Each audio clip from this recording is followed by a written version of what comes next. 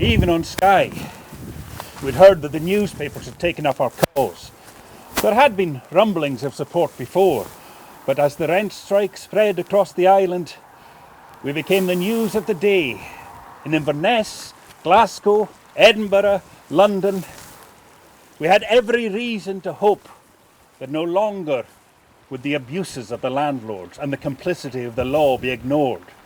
That we would no longer be named and shamed as common criminals for grazing our sheep on the land that had always been ours by right and usage, for the great crime of challenging the laird. When the sheriff's man came from Portree, we met him on the road and made him burn his eviction notices. The first victory on the road to a larger one. The first crack in a law that would not bend and so must break.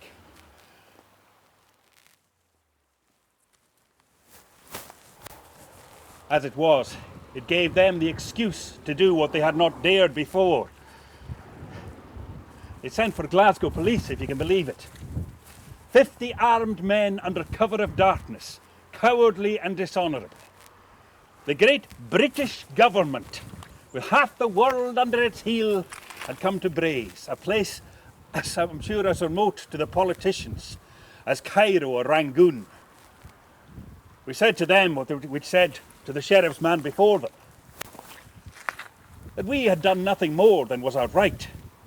We would not be taken by them in chains, and that if they wanted a fight, then we would give them one.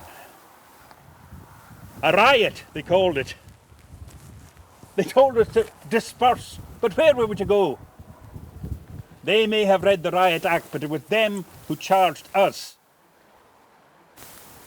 Crashing left and right with our batons. We, men, women, faced them down as best we could with sticks and stones, though we knew we had no chance. We had no choice, and we gave them a fight that they would not soon forget. For what was the worst they could do to so sore oppressed as us?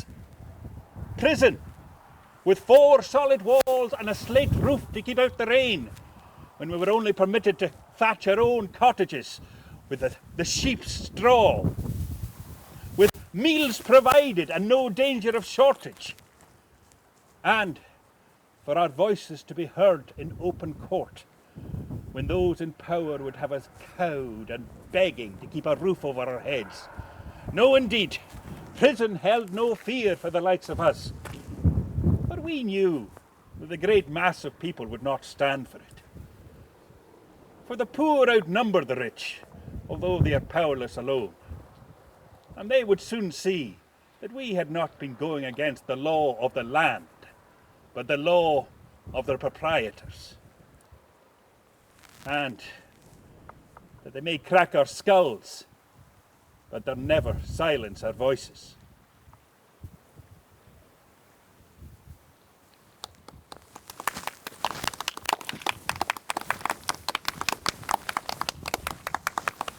Thank you.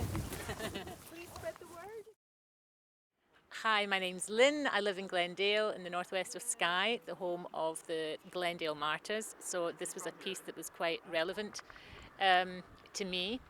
And it's a fantastic initiative to get people out into this beautiful scenery and experience it, experience the history live against the backdrop. It's great. Oh, I enjoyed it. It got me outside earlier than I might have been. I was also looking forward to going to the Fairy Flag performance. Unfortunately, that's cancelled. Yeah, and I was once in a film, Vari vor Nanoren, which was filmed here. So it's, what was that, 20 years ago or something? So this is the first time I've actually got out the car since then.